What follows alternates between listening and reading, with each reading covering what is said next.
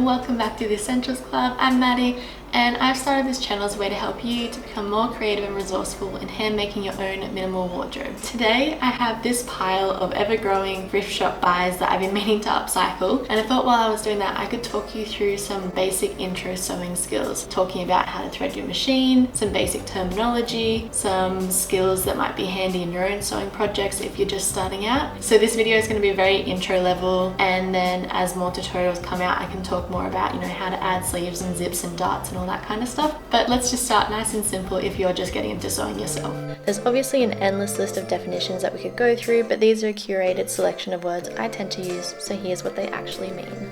Backstitching is a function you use to secure a line of stitches at the beginning and the end. Generally, fabrics have a good and a bad side. It's obvious if you're using a pattern material to figure out this, as one side is a bit more faded than the other. Otherwise, if you're using something like a cotton or a linen with just a plain colour, usually either side is fine. The good side is generally what you're aiming to face outwards on a garment. A hem is the finished edge of a garment, usually double folded and sewn in place, which stops the edges from fraying and creates a clean finish. Raw edges are an unhemmed section which is intentionally left to fray. An overlocked section is done by a specific machine that trims and neatens the edge of fabric. If you don't have access to one of these, you can alternatively use a pair of pinking shear scissors or sew with the zigzag stitch function on the edge to stop it from fraying. Selvage is the self-finished edge of the fabric that doesn't fray and you'll see whenever you buy new material.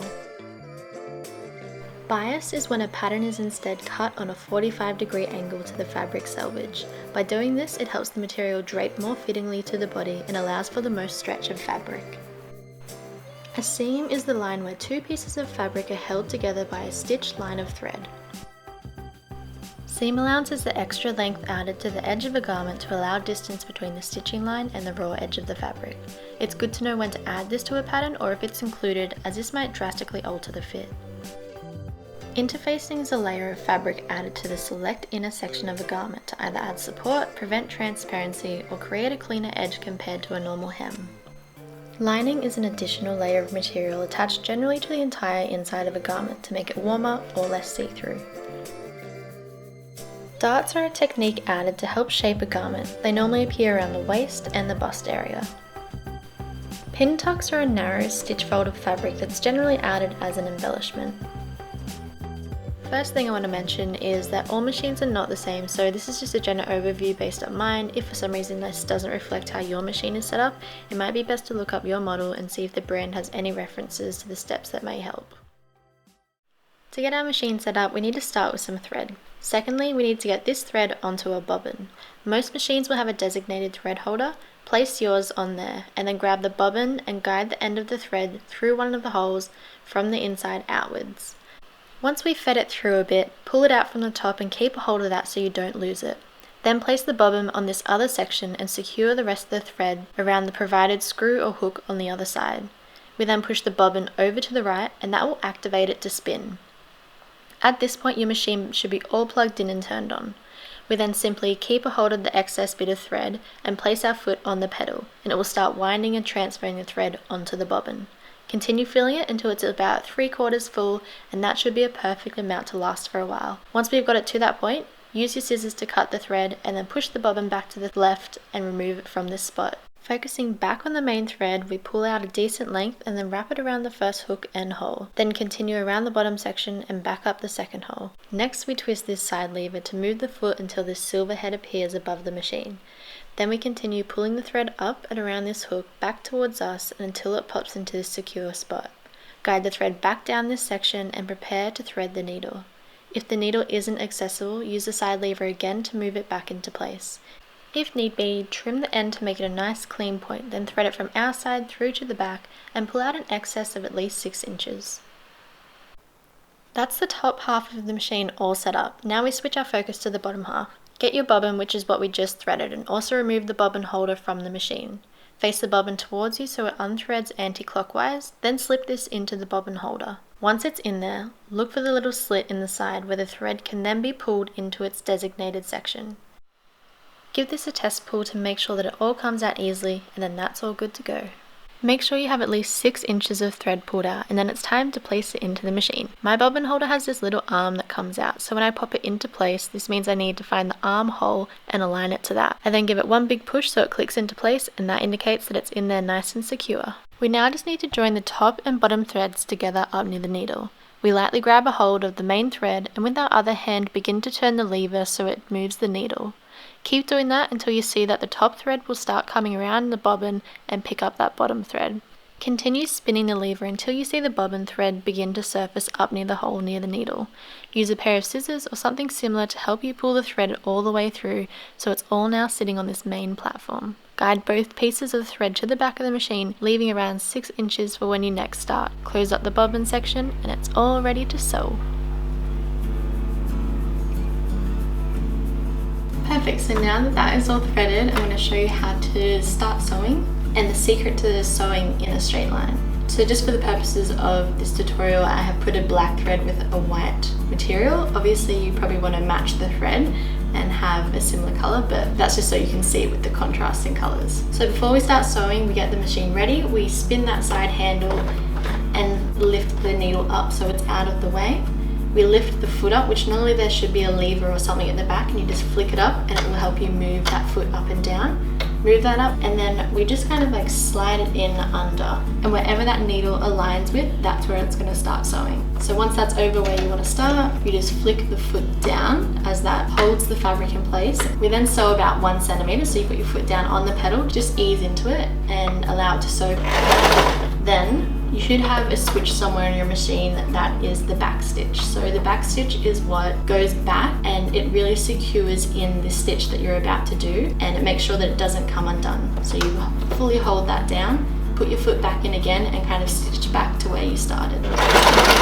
Now that you've done that, just keep in mind you should do all those steps every time you start sewing. It prevents it from falling apart and it just makes sure that everything is in place well. So then once you've started sewing, to keep going in a straight line, you'll see on your machine there are some lines in there, and that just helps you keep guided. So say if you want to have a 1.5 centimeter seam allowance, you would just keep your edge of the fabric in line with that line, and that helps you keep that straight sewing line. Otherwise, if you're just in the middle of the fabric, you can always draw a line or use pins to help guide out where you're about to sew.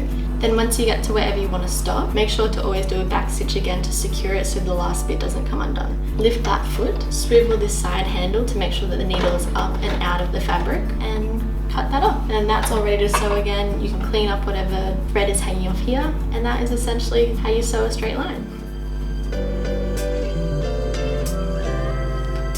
Now that we all know how to set up a machine and sew a straight line, now I can talk you through some basic steps. So I'm going to show you how to take something up and hem it to a nice clean finish, add in an elastic waistband, add a buttonhole and a button, take in a pair of oversized pants, how to easily gather a section and then add that onto something. So let's get stuck into it. So I've cut this top to the point where I want it to sit, plus that bit of seam allowance to allow for us to add the hemline. And essentially what I'm going to do next is flip the garment inside out and then focus on this bottom raw section. I've also just switched my machine over to a thread that matches this material because the stitches are actually going to show where we do the hemline. First off, if you're worried about this fabric fraying, you can either do a zigzag edge or overlock it to really prep it. But otherwise, you just grab your first piece and you fold it once, probably about 1/2 centimeter to 1 centimeter, whatever is most achievable, and then fold it a second time so that all those raw edges are hidden away. And this is where it might be handy to grab an iron, and you can iron it flat and that will keep it in place. Otherwise, just grab a pin and pin it. And essentially you just keep doing that the whole way around the section until you get back to where you started. So I finished double folding all the bottom edge, so all the raw edges are now hidden away. As it's 1 centimeter folded, I just align the edge with that centimeter point on my sewing machine and just keep a straight line and sew along the bottom. As you sew along and you take each pin out, just make sure you prepare each next section that's about to get sewn, and by doing that you just hold it nice and tight and firmly, and that ensures that nothing gets creased as it goes under.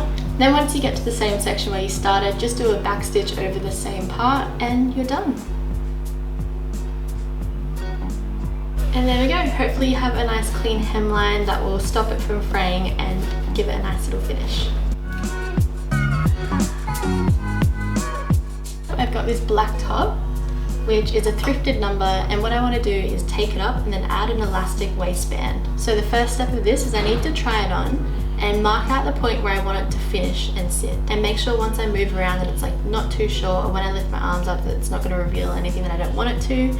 So I pop that pin in place, and then I add on how much seam allowance I need. So obviously with the waistband, I'll need to make enough room for it to fold around the elastic piece and have a clean edge.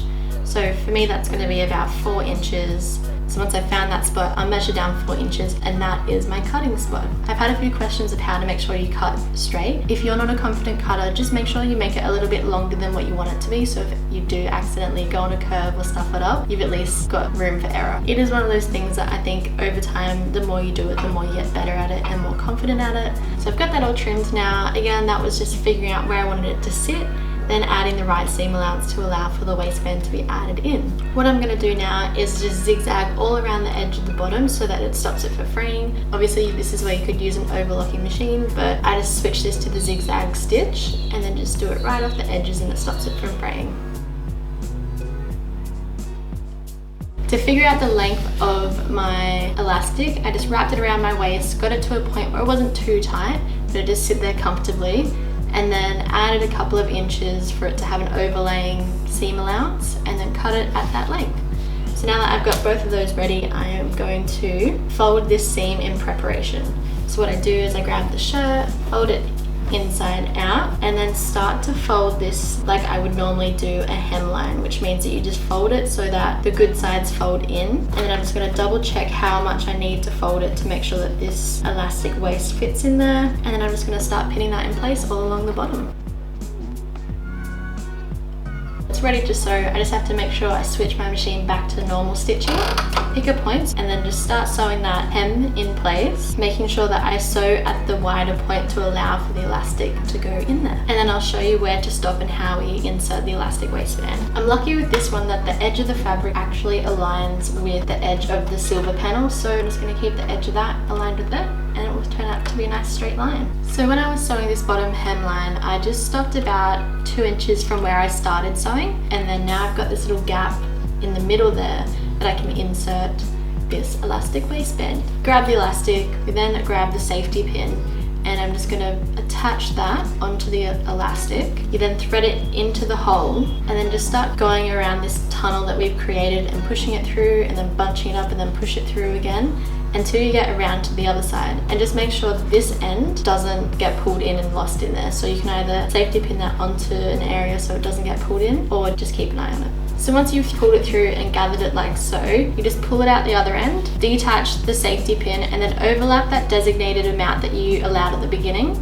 And then we're just going to sew them together. I switched this to a zigzag stitch as I find that to be a bit stronger and will secure it in place more. So I'm just going to zigzag a few lines across there, and then you just pull it through and close that bottom hemline. Then that's all done. So I'm just going to turn it inside out, or good side out. And there I have a now crop top with an elastic waistband. I'll try it on and I'll show you how it turned out.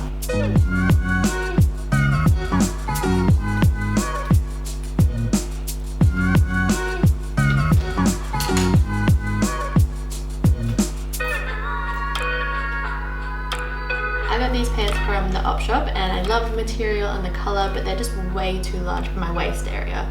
So let's take them in. First off, I'm going to try them on inside out, and the reason I do this is because when I figure out how much I need to take in, I can actually just pin it in place, and when I take it off, that's ready to sew. And for me, that ended up actually being quite a few inches, and we don't want to just take it all in one area, otherwise it'll pull the pants in quite weirdly. I'm going to evenly disperse it amongst a few seams. So these pants, I have the side seams and the back seam, and that is where I'm going to hide these parts where I take in. So I've tried it on, pinned it in place how much I need to take in, and then I've folded it on these seams, and from that point where I want to take it in, I'm just going to sew a bit of a triangle. So it's starting at that point where I want to take it in, and then tapering out towards back at the seam, because we don't want to take it in the whole way down, otherwise it will be tight in areas where we didn't want it to come in. So I'll take in the equal amounts on each seam, and I'll show you how much better it fits. Obviously this is a nice lightweight fabric, so it's going to be quite easy to sew.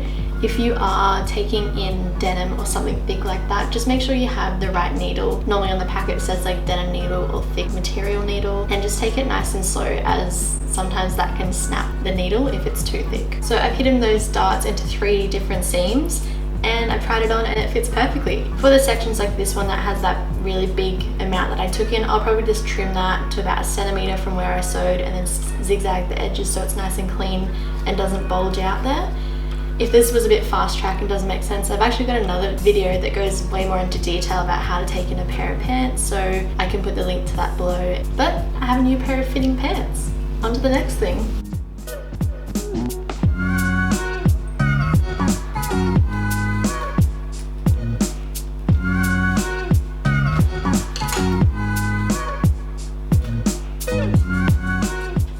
So the next basic sewing skill I'm going to show you is how to add buttons and buttonholes to a garment. So I've just updated my machine to be a thread that matches the material I'm going to be sewing onto, as I want the buttonholes and the bottom loop to all blend in. So what we need for this is a pencil, obviously some buttons, the thread and sewing machine, and then also a hand stitching needle. Obviously if you've got a buttonhole foot for your sewing machine, you can use that, but I'm just going to show you how to use a regular foot, as I find it's just a great entry-level style and we've got a machine that we can all do it. So we grab our material, lay it out, focusing on the point where we're going to be adding the buttonholes. We then grab our button, pop it in place of where we'd like it to be. I've figured out how much I want these spaced evenly on the garment, and then we grab our pencil, put a mark on one side, on the other side, remove the button, and then just draw a line between the two. We want the buttonhole just to be a little bit bigger than the button because we want it to be able to slip in easy, but obviously not too big that it comes undone too easy either. I'm going to keep repeating that until I find all the places for my buttonholes. Now that I've got all my buttonhole marks in place, it's time to sew the holes. So we get our machine switched over to the zigzag setting. All we essentially need to do is create a frame around the hole so it stops it from fraying and keeps it nice and secure in place. So I'm going to add a zigzag up the top, a zigzag down the bottom, and then do a zigzag down one side and one down the other side. We are not sewing over the line that we've drawn, but around the line that we've drawn. I hope that makes sense, but I'll show you a close-up of how I do it. So you just want to start a little bit behind the line, making sure that we can sew a little distance towards it. Remember, we do our back stitch every time we start and stop. That's the top part done. Now I'm going to do one side, and I just start in line with where I sewed that first zigzag, just a little bit over to the right. And then I do my back stitch all the way the length of the line and then stop at the other end, just a little bit past it.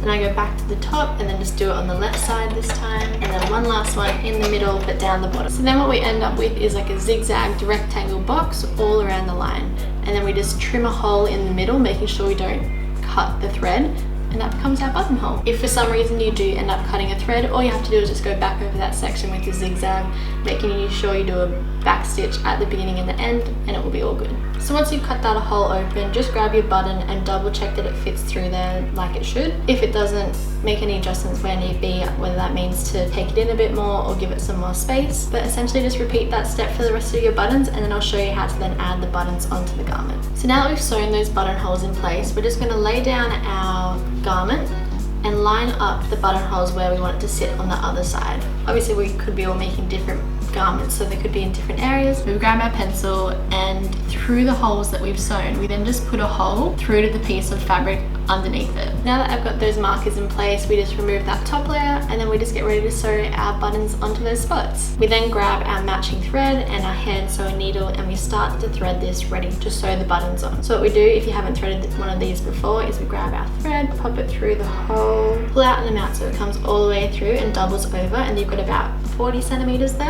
and then just cut that off. Then what we do is we grab this end, and about 5 centimeters from the end, we're just going to tie a couple of knots so that it stops it from going through the fabric. That was about 3 knots, and then we find that place where we put the mark ready to sew the button, grab a button and put that on top, and then we come in from underneath through that place, through one of the holes, and pull it until we get to that knot, and make sure that it's nice and secure. Don't yank it too hard, otherwise it will eventually come through, but just give it a nice light pull, and then you just keep going in and out of the holes, repeating that until it's in there nice and secure, and you can kind of pull it and it won't fall off. I tend to go on an X pattern, so I'll do one diagonally, one up through another side, and then one across like an X.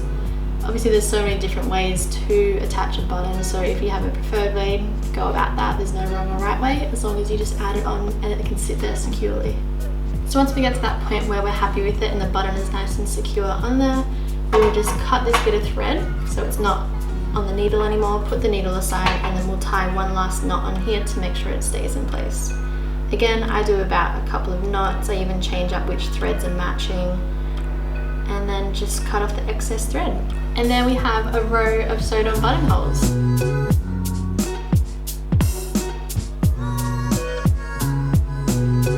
So I'm currently in the process of upcycling this skirt into a cute dress. I've got the sleeves ready and I've cut off the section that I'm going to add as a ruffled embellishment to it. So I thought I'd show you how to gather some fabric and then add it onto a section to make ruffled sleeves. And then you can obviously adapt that to make like tiered ruffled dresses and so on and so on. First, we need to figure out like what dimensions we're working with.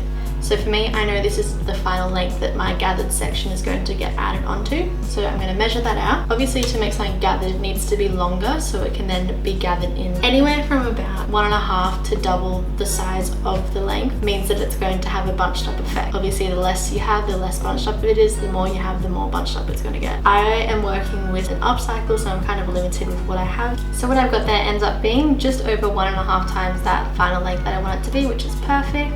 Get ready to sew, and I'm going to change the machine so it's on a really wide length. That means every time it stitches, it's a longer length rather than just a shorter skip. Mine says length on my machine and I'm just going to turn that to a higher number. Obviously it depends what your machine does and how you change that. So I'm just going to put the edge in there that is the raw edge that I want to be gathered. For this, we're not going to do a back stitch at the beginning and the end because we want to be able to adjust it. So just start sewing and don't do the back stitch.